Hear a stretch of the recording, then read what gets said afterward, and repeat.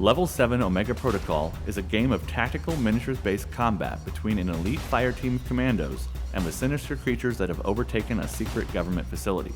One player in the game takes on the role of the Overseer, who controls the monstrous enemies swarming the facility. All other players take on the role of one or more commandos sent in to pacify the alien threat. Whichever side you choose, smart management of your resources and abilities is key to attaining victory.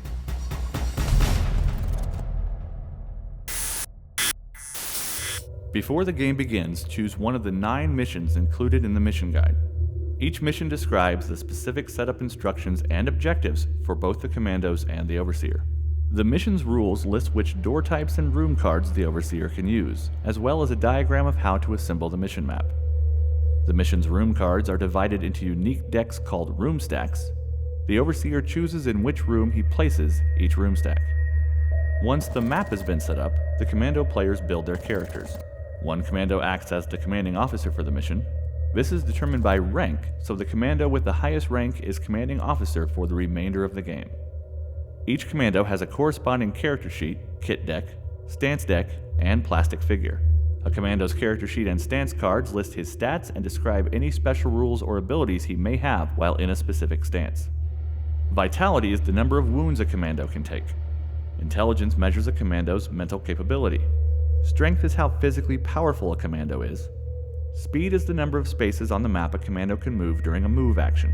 Range defense is how difficult it is to hit the Commando with a ranged attack. Melee defense is how difficult it is to hit the Commando with a melee attack. Each stance card lists any additional special rules or abilities that affect a Commando while in that stance. Stance cards also determine the max adrenaline a Commando can generate during a turn. Each Commando also has a custom deck of kit cards that he can choose from to customize his weapons and equipment for each mission. In addition to a Commando's specific kit cards, there are also common kit cards available to all Commandos. Each kit card has a point cost. Each Commando can take up to 6 points of kit cards during the mission. Once kit cards have been chosen, place the Commando figures on the map in their starting area. They are now ready to explore the facility and eliminate all opposition. Level 7 Omega Protocol is played in a series of rounds. Each round has 4 phases.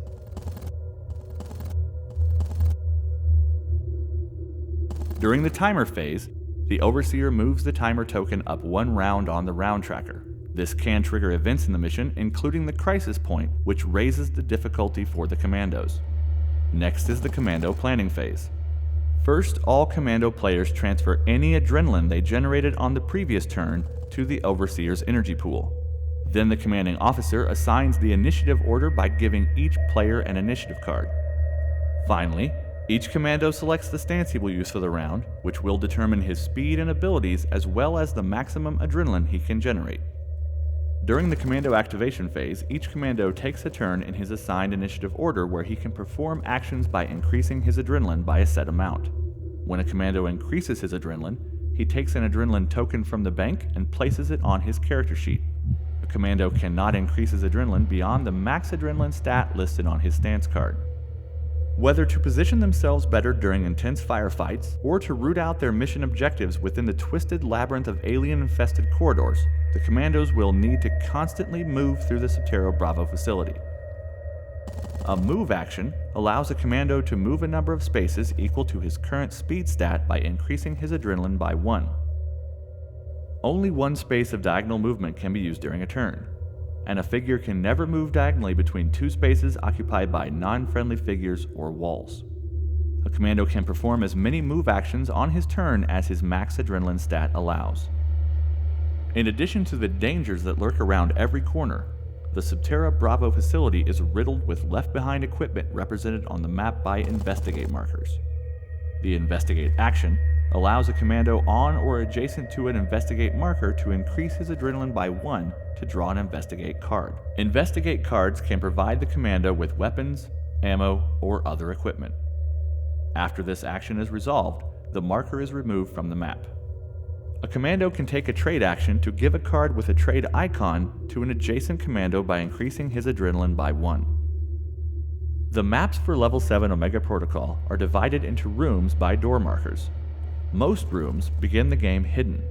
Each hidden room has a room stack that is revealed when one of its doors is opened. Doors can be opened by a commando, the overseer, or by a mission event. When a commando is on or adjacent to a door, he can increase his adrenaline by 1 to attempt to open it. The overseer turns over the door marker and the commando resolves the text on it. In this case, the recon specialist needs to pass a 3-strength challenge to open the door. He would roll a number of black dice equal to his strength stat, which is 2. Opening the door with only 2 dice will be difficult, so the commando decides to boost his roll by increasing his adrenaline by 1. This lets him add 1 black die to the roll for a total of 3 dice. Each roll may only be boosted once. If the number of hits rolled equals or exceeds the target number of 3, he passes the challenge and the door opens. If the challenge fails, the door marker remains on the map and further attempts to open the door can be made. Once the first door to a hidden room is open, the overseer reveals and resolves the room stack. There are 5 categories of room card: objective, trap, vent, spawn, and clear. Some missions use objectives. When a room with an objective card is revealed, the overseer places the matching objective tile on the map in that room's objective zone. In missions where objectives are used, the overseer usually adds clear room cards to certain room stacks to help hide the location of objectives from the commandos. Inhuman monstrosities aren't the only dangers the commandos must overcome in Subterra Bravo. A trap card in a room indicates that there are dangers in the room in addition to enemies. These dangers might be clouds of corrosive gas or electromagnetic interference that will prevent accurate shooting. A vent card in a room stack indicates the room contains an opening to the facility's extensive ventilation system. A spawn card in a room stack indicates there are enemies in the room.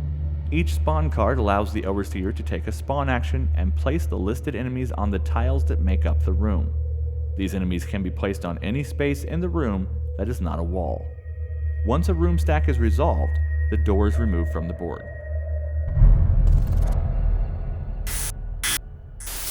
The commando's orders are simple. Nothing gets out of Subterra Bravo alive. Accordingly, they have come locked and loaded, ready for the fight of their lives. During his activation, a commando can make attack actions by gaining 2 adrenaline tokens. Enemy figures can make 1 attack when they are activated. There are 2 types of attacks a figure can make based on its weapons: melee attacks and ranged attacks. A figure making a melee attack can only target an adjacent space. A figure can make a ranged attack against any enemy within the weapon's range and the figure's line of sight, including adjacent targets. Bursting into the room ready for a fight, the heavy support specialist has 3 possible targets to fire at with his M62 Bull light machine gun. The weapon card for the M62 shows it is a ranged weapon, has a maximum range of 6 spaces, and will roll 2 red dice and 3 black dice when fired. To determine range, the commando counts the spaces between himself and the target, starting with the space adjacent to him and including the space the enemy is in. He cannot use more than 1 diagonal and cannot pass through a closed door. At 7 spaces away, the blaster is out of range, but both the clones are only 4 spaces away, so they are within the gun's range. With his gun armed and targets in range, the commando must now determine if he can see his targets. Most figures have a forward facing, represented by an arrow on their base. This is the direction of the figure's field of vision. A figure's field of vision determines where that figure can draw line of sight. If a target is not in a figure's field of vision, he cannot make an attack against it. Melee and ranged attacks can only be made against targets within a figure's line of sight. To determine if the heavy support specialist has line of sight to the clones, he counts the shortest path between himself and each target, using the fewest number of spaces. When counting spaces for the shortest path, you can use any number of diagonals as long as they are in the same direction. The shortest path between the commando and the warrior clone is 4 spaces. If the shortest path passes through a door, a wall space, or between 2 adjacent wall spaces, line of sight is blocked and the attacker cannot attack the target. Since there is a wall in the path, the commando cannot attack the warrior. Only doors and wall spaces block line of sight. Figures and combatant markers do not interfere with line of sight in any way. Only 1 clear shortest path is necessary to attack a target. If there are 2 or more shortest paths, and one of them passes through a wall space that is adjacent to the target, including implied wall spaces at the edge of a tile, the target gains a cover bonus of +1 to its range defense stat. Melee targets and figures that occupy more than one space never gain a cover bonus. The heavy support specialist's only target is the rogue clone who has cover. This makes its total range defense a 5. The commando raises his weapon and prepares to unleash a hail of gunfire at his target. Firing the M62 will give the commando a pool of 2 red and 3 black attack dice. The team leader's Take Down That Target kit card allows him to gain 1 adrenaline token and add 1 red die to the heavy support specialist's attack pool. The number of hit icons showing on all the dice determines the attack total. Compare the attack total to the clone's range defense stat of 5. Since the commando rolled at least 5 hit icons on the attack dice, the attack causes 1 wound to the clone. When an enemy is wounded, place a wound token next to the figure on the map. Some enemies, like the blaster, have a second number on their defense stats. In this case, if the attack total equals or exceeds the second defense number, the target takes 2 wounds instead of 1. When an enemy figure has a number of wound tokens equal to its vitality stat, it is destroyed. Since the clone has taken 1 wound and has only 1 vitality, it is instantly destroyed by the commando's gunfire. After the commandos are done activating, the Overseer phase begins. The dashboard represents the myriad and powerful abilities the Overseer can bring to bear against the commando interlopers. The Overseer builds his dashboard and enemy reserves according to the list in the mission guide. The Overseer has a certain amount of adrenaline he can use each round called his energy pool. At the beginning of every round, the commandos give all their adrenaline generated during the previous commando activation phase to the Overseer. This adrenaline forms the energy pool and determines the number of actions the Overseer can take. Each dashboard ability has a ready cost, a refresh value, and a special rule. Some have committed costs. A dashboard ability without any adrenaline tokens in its well is ready and available for the Overseer to use. To pay this ready cost, the Overseer places the required number of adrenaline tokens from his energy pool into the well of the ability. Dashboard abilities with adrenaline tokens are committed. For the Overseer to use an ability that is committed, he cannot pay its ready cost. Instead, he must pay its committed cost. Adrenaline tokens used to pay committed cost are moved directly to the bank. The first of 4 steps in the Overseer's phase is to refresh each ability on the dashboard. Each ability lists its refresh rate. This is how many tokens are removed from it when it refreshes. For example, at the start of the Overseer's phase, the ability Clone Flanker still has 2 adrenaline tokens in its well. With a refresh rate of 2, the Overseer removes the 2 tokens from the well. Adrenaline tokens removed from the dashboard when refreshing are returned to the bank. If an ability has no adrenaline in its well after the refresh step, the Overseer can once again use it by paying its ready cost. Having taken casualties in the firefight with the commandos in the previous turn, the Overseer decides to spawn some reinforcements. He pays 4 adrenaline to spawn 2 clone flankers, and another 6 adrenaline to spawn a horrifying Fear Hunter. The Fear Hunter spawns on or adjacent to an enemy passage tile, and the clones spawn on or adjacent to a vent marker. Once the Overseer has finished spawning enemies, he can activate each enemy on the map once during the Activate Enemy step. When an enemy activates, it can either make a move action or a combat activation. To perform a move action with an enemy, the Overseer spends 1 adrenaline token, places it back in the bank from his pool, and moves the figure as many spaces as its speed. When an enemy performs a combat activation, the Overseer pays the cost listed on the stat card and can make a move action followed by an attack action using one of the weapons listed on the stat card. Planning to shred the commandos with vicious melee claw attacks, the Overseer pays 3 adrenaline to take a combat activation with the Fear Hunter.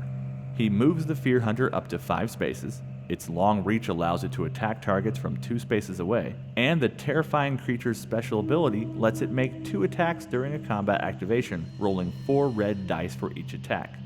The Overseer chooses to attack the previously wounded rifleman because he is at max adrenaline. When an enemy targets a commando with a melee attack who is at or above the max adrenaline of his stance, a red die is added to that enemy's attack dice pool. The Overseer rolls dice for his 2 attacks. Each attack wounds the Rifleman once, bringing his total wounds to 5. When a commando has taken as many wounds as his vitality, he is downed. When a commando becomes downed, he immediately replaces his current stance with a down card, moves his adrenaline to the Overseer's energy pool, and replaces his figure on the map with his downed marker. Downed commandos take a turn as normal, but they are only allowed to perform move actions. In addition, when a commando is downed, every ability on the Overseer's dashboard refreshes once. An active commando can come to the aid of one of his downed comrades with a first aid action. To perform this action, he must be adjacent to the downed commando and increase his adrenaline by 2. The downed commando immediately recovers and replaces his downed marker on the map with his figure. A commando who recovers keeps the downed stance card until he chooses a new stance during the following commando planning phase, at which point he becomes active again and removes 1 wound token from his character sheet.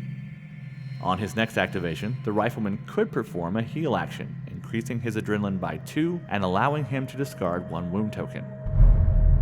A downed commando can only be attacked after the crisis point of the mission has been triggered as detailed in the mission guide. If a downed commando is successfully attacked, he is killed and removed from the map. If all the commandos are downed or killed at the same time, the Overseer immediately wins.